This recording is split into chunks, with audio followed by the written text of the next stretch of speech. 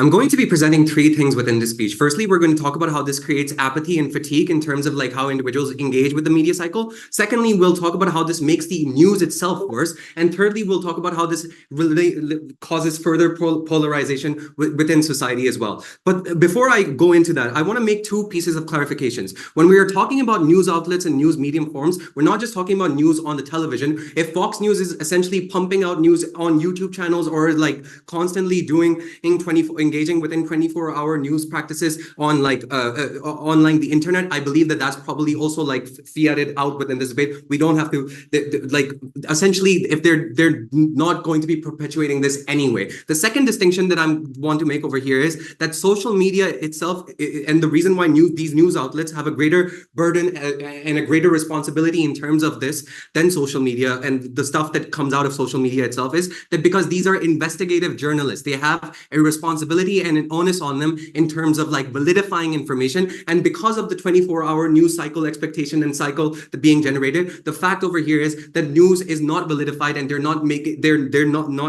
fulfilling their investigative responsibilities. With that said and settled, the first thing that we're going to touch upon here today is on the apathy and fatigue. Two things that I want to talk about here. The first thing that I want to mention over here in relation to apathy and fatigue is that the average person, the mass majority of individuals within society do not have time to constantly engage themselves with a 24-hour news cycle. The reasoning for this is fairly sufficient because people have like other shit to do. You have a job, you have a family, you literally cannot engage yourself with like news on a specific topic or any topic for over a long sustainable whole period of time. But plus, because there's every single news media and news outlet is doing this, the amount of information that's being pumped out and sensational information that's being pumped out is extraordinarily high, which means that it's literally impossible for the average person to physically keep up and to date and with all the information that they're being bogged on by.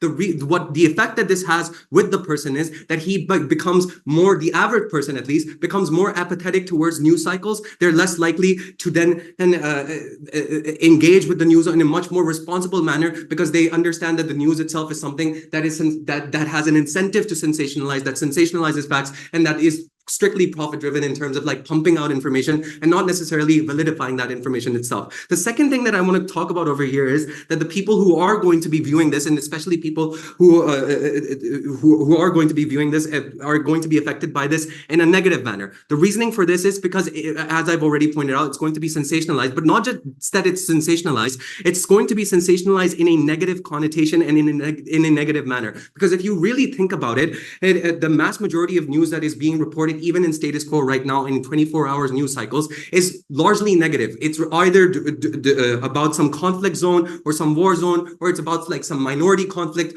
or it's about like stuff relating to immigration, all of this stuff. The reasoning why news media outlets have an incentive to perpetuate making sensationalizing this stuff with a negative connotation is for four reasons. Firstly, because it's easier for them, and because people who watch the news as a warning mechanism, i.e. I want to watch the news because I want to understand and whether or not there's something that I should be informed about, whether or there are some things that potentially bad that can happen within society that I need to be aware of and need to protect myself from. At the stage in which you're watching the news as a warning mechanism, be it for like some recession or some sort of like conflict that's necessarily happening, and because news agencies knows that that's the expectation of the audience, they prey on it and they try to essentially create false flags, sensationalize issues to a greater extent, and to essentially perpetuate and get into that. The second thing that I want to talk about over here is that it's easier to appeal to the negative biases of individuals, especially collectively within the society, rather than positive biases, because they're easier to ascertain for these news cycles as well. Thirdly, the atmosphere of anxiety itself is something that makes sure that these individuals are going to constantly be watching news more, i.e. if you're Fox News and if you understand that if you make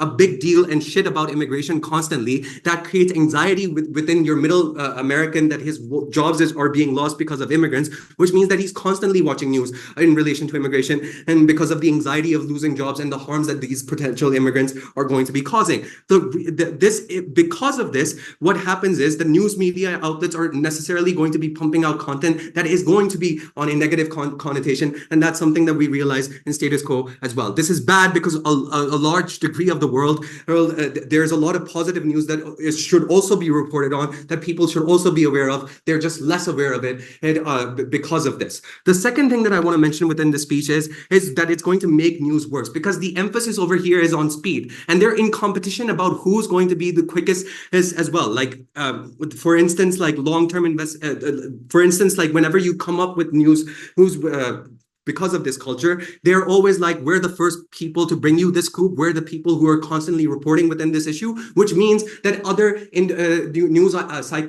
media outlets that are in competition with you have an incentive to also pump out more information in a quicker extent and not validify that, because literally the competition is creating dominance because they're bringing that information first, even if that information isn't necessarily valid in the first place, or in the first place. And secondly, I want to point out that accountability is very hard under their side of the house, because even if you point out instances, some people realize that, okay, they made a mistake, hey, maybe they made a false report. Like, it's very hard for people who've been affected, who've ingested that false report, to like renege on that, right? I mean, it's not like they come up and like because the news cycle is so constant and contagious, it's very hard to ascertain which ones and which stuff to believe and which stuff not to believe in. Lastly, I want to talk about polarization within society. News media outlets are perpetually biased. Like, we can say that Fox News represents the Republican point of view, CNN represents the Democratic point of view. The issue over here is that people who are religious towards their parties, who have these ideological influences, they're going to be trapped within those echo chambers permanently and are not going to be engaging in other segments of your society, because when you have this allegiance and when you are involved within a 24-hour news cycle, you're constantly being bombarded with its sensationalized negative content, which means that you don't want to engage with the other side. This means that people don't think that bipartisan agreements are even possible or should be sought after, and are hesitant when they come into contact with other people beyond the aisle, which means that you have less holistic content within holistic interaction within society. For all of those reasons, very proud to propose. We thank the Prime Minister for what his fine speech, inviting on the leader of opposition here.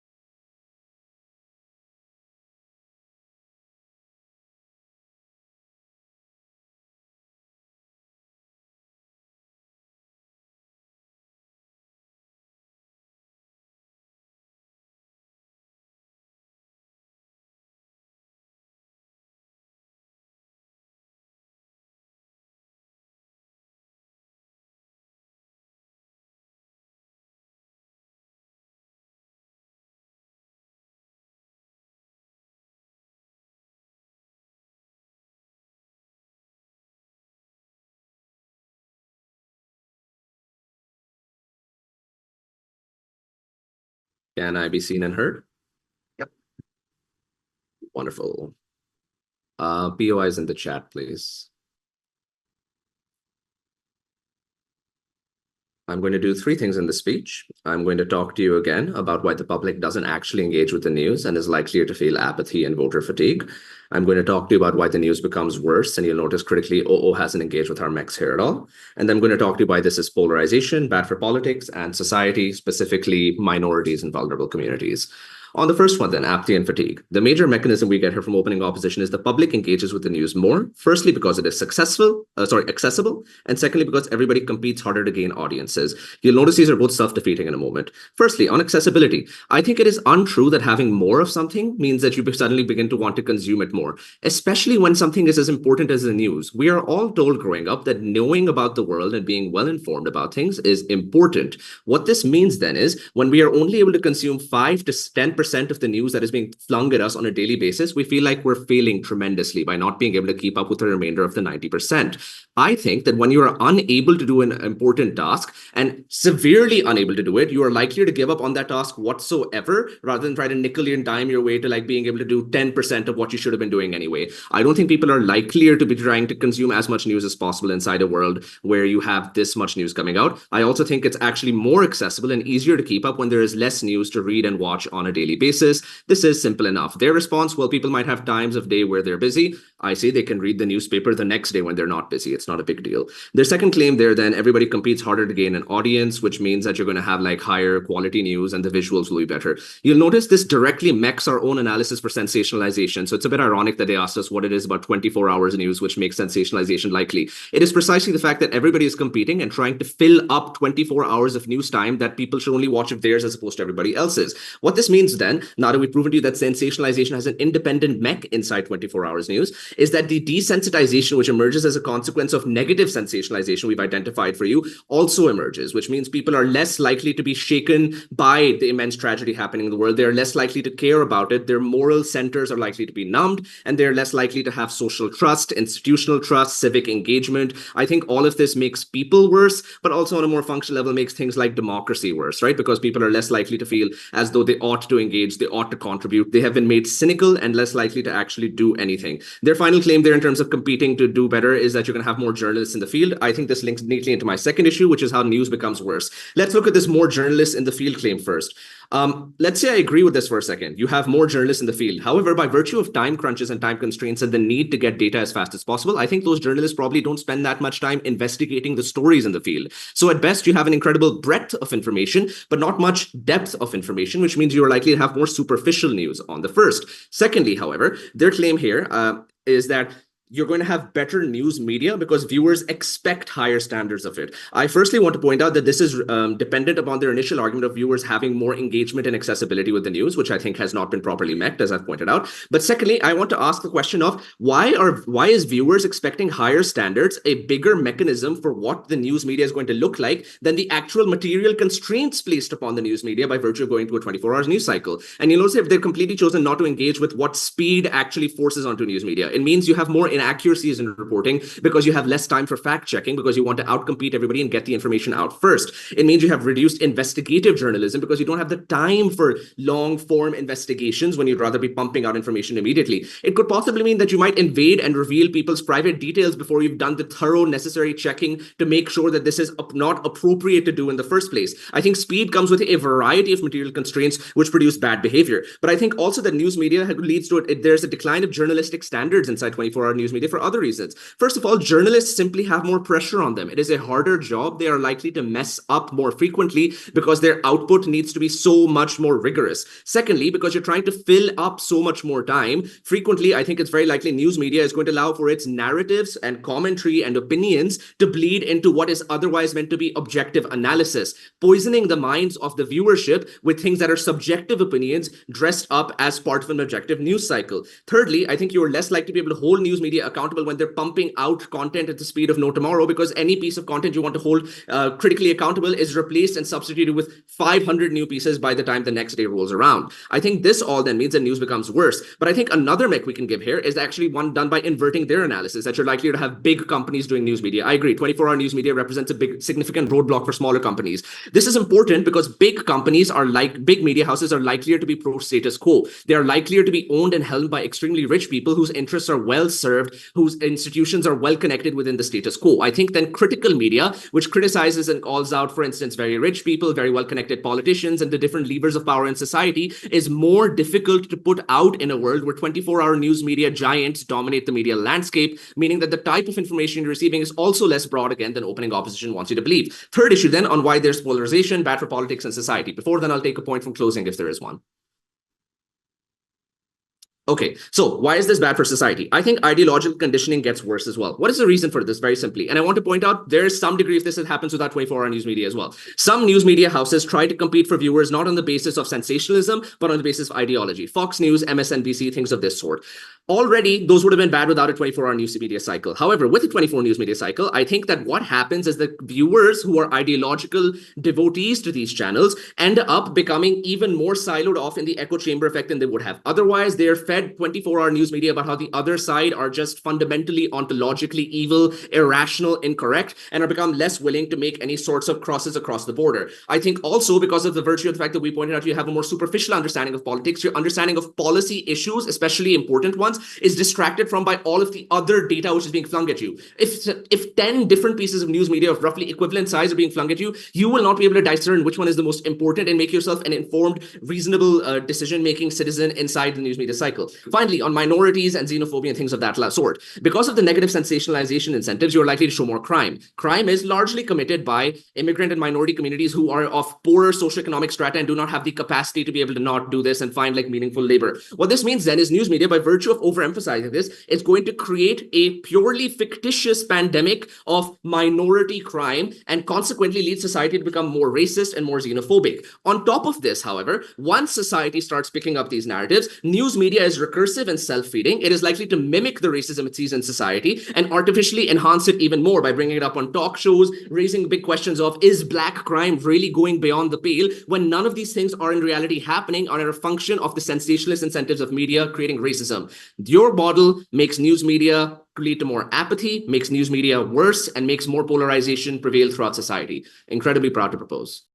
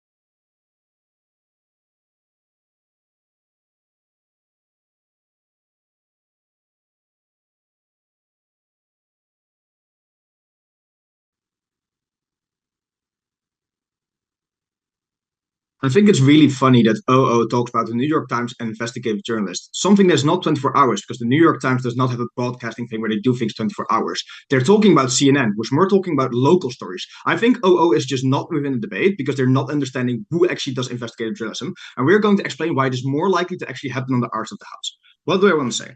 I want to know that when you have big news, when it comes, for example, to the January insurrection, most likely on the both sides, your incentives are going to be symmetric. That's to say, you're still going to want to have the speed, you still want to have the first ones out, you still want to do all this stuff. I don't think that much changes because it's just like maybe instead of posting it at 12, you post it at like 6, which is like an extra 6 hours. No one explains to me what the exact delta is of those 6 hours. Yes, you can do checks, but why are those checks good? Why are those checks necessary? All of this stuff. They never actually make this. They just say you have more checks. So when it comes to these big stories, I think most likely it's going to be symmetric on either side.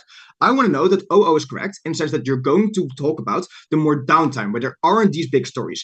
I want to know that at that point, you're less likely to actually do investigative journalism under their side than it is under our side. Why is this the case? I want to note that when you just have a small frame of attention, that's to say you have a 2-hour block for news, that is when every single second counts. So what you want to do is you want to have big stories in the first place. So you really want to care about making sure you get that attention and you want to have hard-hitting stories. Therefore, you're going to do more investigative journalism because this is things that is something that's unique to you. This is something that is something that people get shocked by because they didn't know about this, but all of this stuff. But I also want to note, right, that there's other problem where you just at the moment you have a 24 hours news cycle and something happens, you're much more likely to start breadcrumbing it, right? So at the moment you have, for example, the impeachment of Donald Trump. You're going to say they have this specific thing. Now something new came out, and you keep talking about that and that kind of stuff. What is the comparative of this? I think OG says overall you're going to have like no checks and that kind of stuff. I think OO is fair in saying that you're going to have maybe some checks, like you are caring about as a journalist, all of this stuff. I think it is different. At the moment that you can be able to get these breadcrumbs, that is how you get people's attention because you're saying, but there are new developments. You should continue listening, all of this stuff. What does this then mean? I think that in the alternative, when you only have a set amount of block that you can have, you need to make a didactical part where you're going to say, let's explain everything that happens. But you don't have that incentive in 24 hours news because when you keep breadcrumbing these things, you're just able to get this attention. Therefore, this is something that's easier. Notice also something that's significantly easier to do, right? Because I think what OG says is you're going to have opinion pieces. You're going to have all of this stuff. But OO says you want to have hard-hitting pieces. I think the reason why you're going to do more of these like breadcrumbing stuff is because it's significantly easier, right? Because investigative journalism, what they're talking about, is very expensive, especially when you're already doing a 24-hour thing. Why is it very expensive to 24 hours? Because OO just says, you're going to become bigger because you have more money, because you just have more news. They never explain why you get more money in the first place. I think it is more likely when you just have more attention for people because like more of them watching the 2-hour blocks, and you still have online articles, you still have newspapers, you still get the same amount of money. At that point, it's just about where do you then put that money? Do you put that money in investigative journalism or 24 hours news cycles? 24 hours news cycles are very expensive.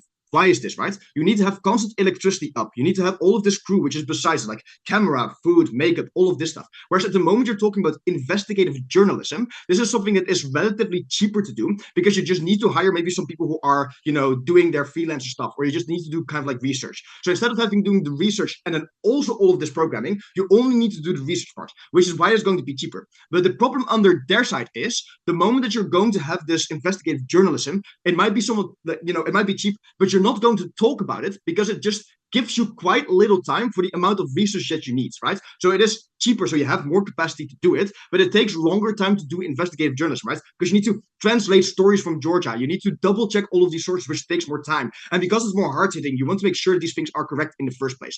What does this then mean? That means that when you're doing this, it's take quite a lot of time, but it also means that you just get out of the time that you put into it, you get very little time. That means that when you have a 24-hour news cycle, it is not worth it for you to do. But at the moment you have a 2-hour block, it is worth it for you to do because at that point, you need to have the hard attacking things that make people interested in the first place. Then I want to also note, what are then the most likely comparative? I think it is opinion, as I think OG fairly points out, but I don't know why opinions are always bad, right? People understand that opinions exist. I don't know why people just immediately take over an opinion. I think another thing is, most likely you're going to talk about the local stories that OO is talking about. What is the problem? Local news sources exist. So when you have CNN talking about these local things, that means this comes at the cost of these local news sources. This is bad because they oftentimes hire more local people who are talking about their issues, and you still have a problem. But also, then the amount of new news that you get is also not that new because it would have already happened in the first place by these local news stories. Again, this is significantly easier for you to do, and it is worth it, right? Because you need to just spam a lot of things out. This is overall a better mechanism because we actually explain what the word and what the trade-off is compared to opening government. Quickly, I'll take opening opposition. Yeah, so if you do breadcrumbing, someone else is going to steal the scoop because you've buried the lead, but also told your competitors what you're investigating. That's why I framed only companies who do 24-hour news coverage or the companies who can afford it. I'm cutting off. Here's the thing. You breadcrumb because when someone watches you, it is very hard for them to go to another news source because they don't know what they're talking about at that specific font. But also, again, oftentimes people don't listen to multiple news sources. You are a smart debater. The average informed voter and the average informed newspaper reader just listens to the New York Times or the CNN because that's what their parents did. That's what they've always been doing. It's very hard for the average informed person to just go around different sources, do all of the research that you're talking about, all of this stuff. So I therefore think to be outcompeted I therefore think it's unlikely for you to be outcompeted on the front because it's not enough. And also, everyone has the incentive to do this, so everyone does this in the first place. Now, what is the impact of this overall? I want to note that woefully opening half just talks about things such as more news, high quality news, more engagement, but never actually impacts this. Why is investigative journalism the most important thing in debate? I think at the moment you have this investigative journalism, you're going to have greater things such as call-out, right? So at the moment people more understand what is happening, you're much more likely to have political parties be able to capitalize on this. But I also want to note, this is just also a preventive thing, right? At the moment that news sees that you have the New York Times who is doing this investigative journalism, you as a company are less likely to shady things because you might get cut out. You might get political parties trying to regulate you. You might get boycotts. You might get all of these problems, which is why it's going to be better than everything else opening half says, because opening half just doesn't really impact a lot. They just say you have more news. Maybe you internalize it. Maybe you don't. No one really explains this because people internalize stuff based on other stuff, like what other people think, what their parents have taught them in the first place. No one explains why news is important in the front of like what you get and what the quality actually changes. The amount of investigative journalism clearly changes the amount of things that you get when it comes to accountability. But I also want to note, right, this is the thing that these journalists enjoy more, right? This is why they go into journalism in the first place. So most likely, they're much more likely to actually be happy when they are doing these forms of investigative journalism, which is why they're going to put more effort in, and that's why it's going to be better overall. Which at the moment you have a 24-hour news cycle, people really don't like that. They don't really like, being on TV all the time. They want to do research by themselves because that's what they did the research for in the first place. Vote, closing government.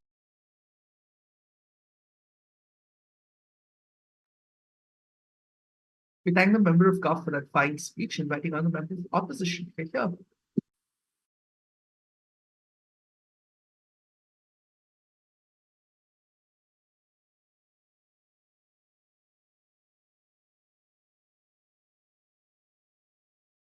All right.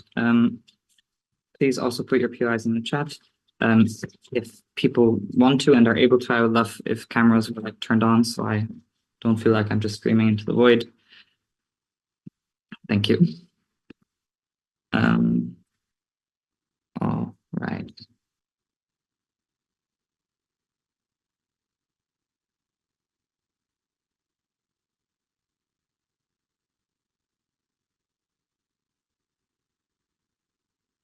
Panel, I want to be very clear about the comparative in this debate, in which we don't regret the existence of 24-hour news culture, but its rise. And this might seem like a negligible difference, but it's not, because it changes the comparative from 24-hour news, yes or no, to the comparative that on opposition, 24 news culture is a dominant phenomenon because it has risen and a lot of people have access to this engagement. On government, the 24 news expectation still exists, but it is a subcultural phenomenon and you don't engage with this actively but passively. On either side it exists. What we're saying is only through the rise is this engagement with this culture, with 24-hour news, a comparatively better one. Note that this is, I think, the only way how you break this battle of being symmetrical in opening half, where they both give reasons of oh, news can be good, news can be bad, whatever, you name it. Both of them have some correct elements, but both of them, I think, end up being uncomparative when you don't compare with how is 24-hour news being engaged with when you have to engage with it on either side of the house. And this is crucial in two ways. Why? Because it means that there will be engagement with 24-hour news site regardless. The question is through which institutions are the mediums that we do this and engage with and come in touch with it. And we posit on closing opposition that it is uniquely beneficial if 24-hour news is being engaged with through the dominant culture where people engage with through large institutions, through CNN, even Fox News being comparatively better than the alternatives to which I'm going to get to. Why? Because they are still held to public scrutiny, a legal liability, and people who follow ethical guidelines. Now, opening opposition mentioned similar words to this, but they compare this to a news cycle that is then, I guess, just limited to 8 p.m. to 9 p.m. But obviously, these institutions then still are like prone to public scrutiny, legal liability, and people follow the ethical news. Only when we introduce the following comparative that this is likely going to be engaged with through dubious internet sites, through links being shared on social media, through other actors in other time zones pushing out like medium in other languages, etc., that now then cannot be fact-checked by a media site that is constantly there to fact check them and to offer a counter. That is the point where this comparative becomes relevant, and comparative whether these large institutions are these good institutions that opening opposition talks about. And I think that this is how on CO we prove that the polarization likely comparatively better on opposition side of the house, because people's opinions and people's quote unquote like partisan opinion is still filtered through very mainstream organizations like Fox News and CNN that might disagree and have an echo chamber in and of itself, but is still not as splintered and conspiratorial as the alternative that you are now engaging with, that is purely online, that is purely actors that have faced little to no scrutiny. And I think that is also the point where people are less likely in opposition to be exposed or fall for fake news and end up actually better informed, also winning the information clash. First of all, or continuing, how is the 24-hour news cycle engaged with on government side of the house? Likely more passively, i.e. you don't tune in, now I'm watching the 24-hour news cycle, right? No, it's small websites who allow news to be posted or uploaded at any point in time ever. Your family and friends sharing links to these dubious sites and stories, you clicking on them, you seeing the headlines, oh my god, poisoned water in, I don't know, Philadelphia, right? All these like stuff that sounds bad is maybe true, maybe some like kernel of truth was at the like inception point of this thought that then was printed or like written on a thing, but overall more conspiratorial news, and in the worst case, right, also like things like QAnon stuff, right, that will just not be fact-checked of, oh my god, there was a secret raid in, I don't know, the White House, and now we've all exposed Joe Biden is actually a robot that wears a mask, right? Like this is maybe an extreme example, but the point is just things that like would be headlines if there were headlines being posted 24/7,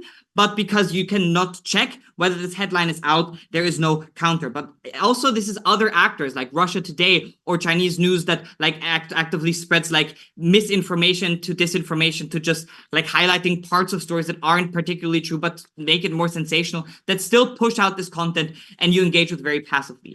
I think that only on opposition do you have this 24-hour check on this. I know that at any point in time, I can turn on CNN or go to New York Times as well, right? Even though, yeah, they don't have a broadcast that goes on for the entire time. But if they are part of the 24-hour news cycle, they would still publish a huge story pretty recently to when a drastic event happens. That means this fact check doesn't have to be active. I don't expect CNN to debunk every bullshit Facebook link. I'm just saying when the bullshit Facebook link makes a huge claim that would be on national headlines, through this passive mechanism of, because it's not a national headline and I can tune into trusted or comparatively more trusted institutions at any point in time, do I have a passive check on the more outrageous or more large claims, right? That means if the claim is, oh my god, like the House majority in the House of Representatives collapsed because 4 people switched parties on a Facebook link or about to, I might maybe linger with this and have this information in me.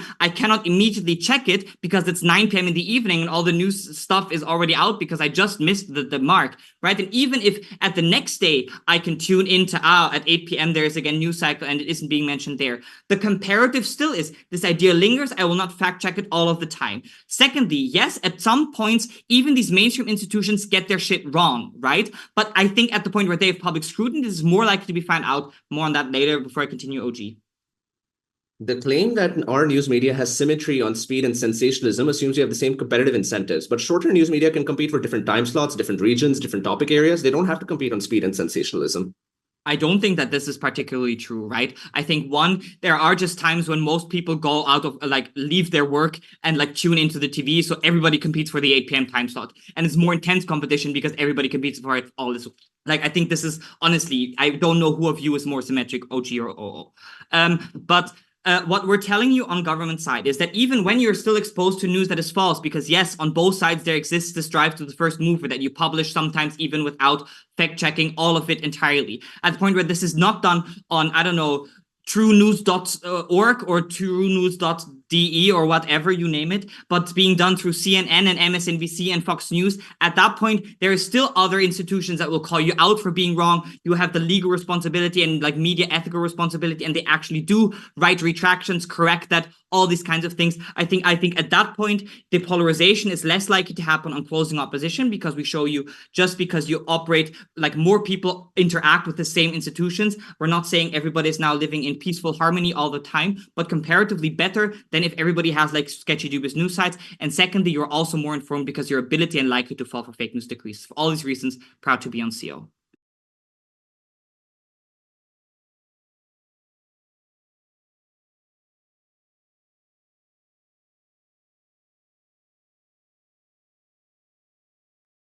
We thank a member of opposition for his fine speech. Now to conclude the Gulf bench, inviting on the government of speak.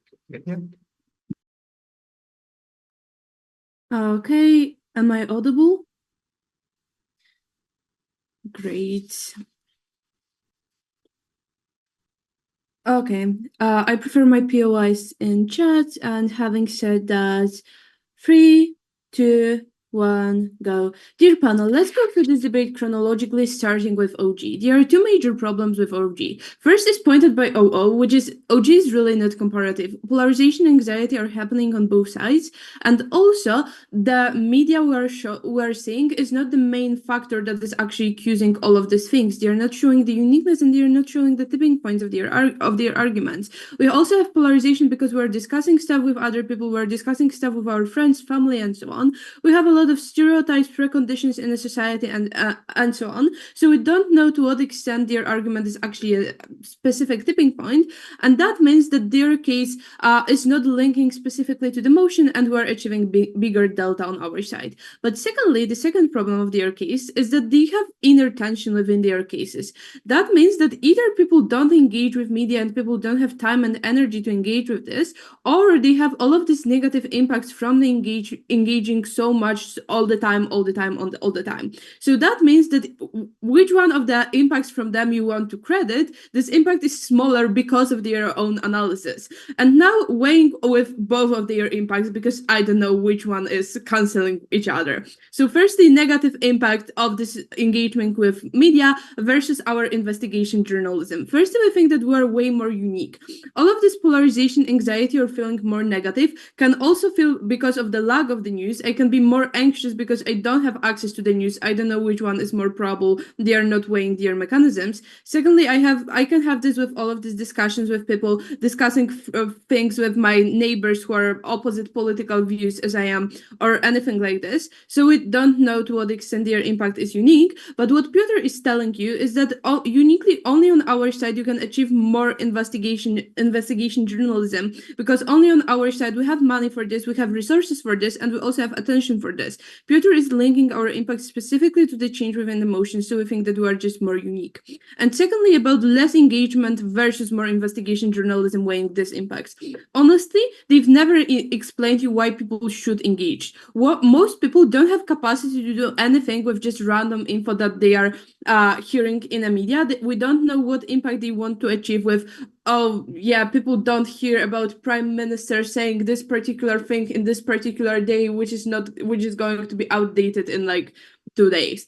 Only on our side, we're actually proving you the capacity to change something and capacity to engagement in a meaningful way, because only on our side, people are actually receiving news that are life-changing to their viewpoint, and they can actually receive some new information and new perspective on the world. Before going to a POI. So our impact is the same as yours. Because we're 24 hours, we have more coverage and reach, so we get more revenue from advertising, even if it wasn't just the largest media conglomerates. That's why we have the excess capacity for investigative journalism and to do it in new places. Okay. Thank you. I'm going to engage with you right now. So firstly, OO is telling you more accessibility and more engagement for people. something to be accessible means that people can use this reasonably and can do something with this. Access to dirty water high in the mountains doesn't mean that this is something actually accessible. Firstly, we think that on their side, people cannot actually access stuff. It is hard to find anything that you are actually interested in, because you have so many information that it's hard to filter for you. Also, you don't have time and money to be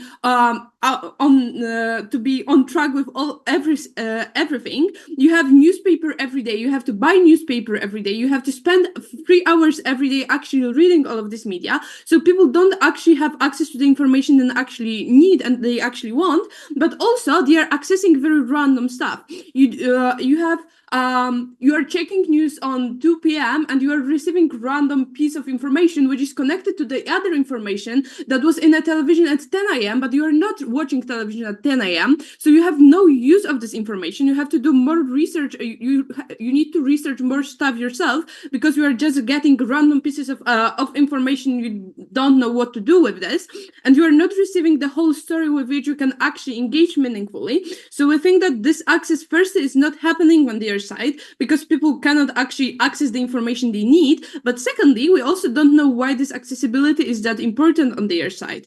Why people should know all of this information? Probably the information that conflict in Gaza is happening is really meaningful information for me. But information about what is happening there every single day is not something that is actually changing my life and not something that I can actually engage with. We think that even if people don't have access to all of the details, it is not changing anything in their lives, and none of the opposition teams is telling you why it is actually changing anything in their lives. We don't need details for most of the stuff, because it is not something that is actually important for the average person. On our side, we're showing you that this is actually people actually have access to the information that firstly have impact to the world, and secondly, we are showing you that people can actually engage meaningfully in this information. And about better quality, they are basically showing you, okay, we have more money and more resources on our side because we have bigger news companies. Firstly, on our side, you can produce less. That means that your cost of production are just lower. That means that you are spending less money. But secondly, people are also engaging more. Panel C, that on our side, more people are going to read a specific article, specific news material. That means that you are earning from this specific material more money. So we think that on our side, you have more money to produce less stuff. That means that you have more money per stuff. That means you can produce better material on our side. So I think that the better quality of information is only on our side, and I think that you should analyze the quality of the information based on how meaningful this information can be. Yeah, they might have like better pictures, but what I can do with better pictures and what kind of impact is it? And now going quickly to CO. CO is saying you have more possibility of checking. Firstly, Victor started his speech with it exists on both sides. If this exists on both sides, that means on both sides you have possibility to check this information with this 24 hours broadcast. But secondly, you have also other alternatives. You have fact checkers on Facebook, you have comments on forums, you have discussions with people, you can Google stuff in Wikipedia, or you can Google stuff in many ways. And also you have multiple media companies. That means that probably more than one is telling about some particular stuff. But also we think that these facts are usually, and these mistakes are usually minor. That means that I don't know to what extent the mistake that, Prime Minister said actually something different, it is something that is actually very valuable for the world. Usually in like big cases, we're still going to have many information, and these are the cases that actually impact people's life. Thanks. The time the government will speak up for that fine speech. That will conclude the debate. Let's invite all the opposition will speak. Okay, Okay, lovely. Let me just very, very briefly sort through all the sheets I have.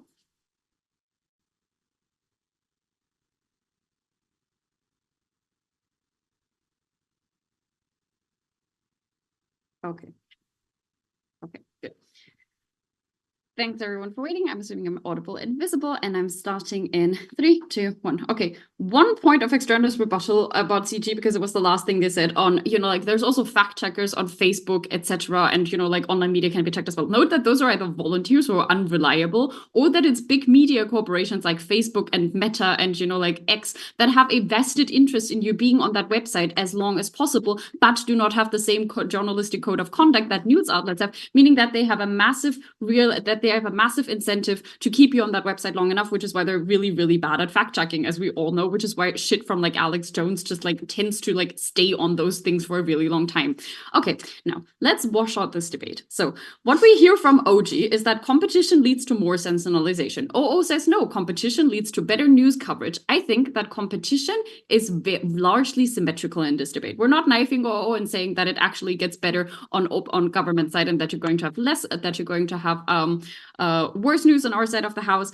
But I think that the competing for whether you compete for the 24-hour slot or whether you compete for a 1-hour slot for the daily news is largely symmetrical, because in general, you're still pandering to the same demographics. You're still going to be pandering. If you're, for example, Fox News, you're still going to be pandering to the conservative. If you're going to be MSNBC, you're still going to be pandering for the same demographics. And there's lots of just like very broad networks that are pandering to just like the middle.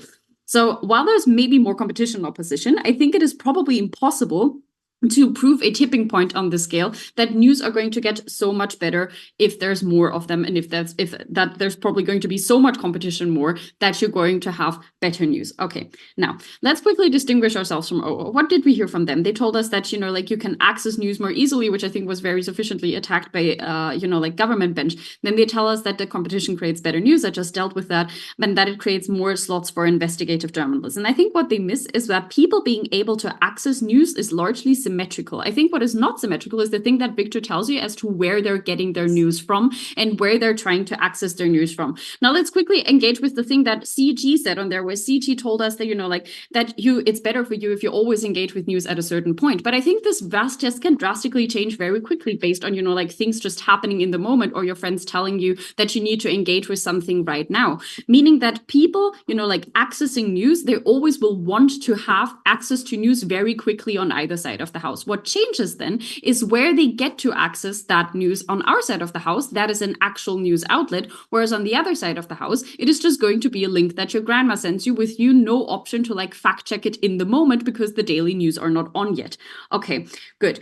Then what Victor's extension then brings you is that it's more comparative compared to opening half, and that it tackles a much more important issue, which is massive disinformation. And now, placing our extension, I will quickly highlight what that is. I think all teams agree broadly in this debate that the most important metric that we have is a better informed populace.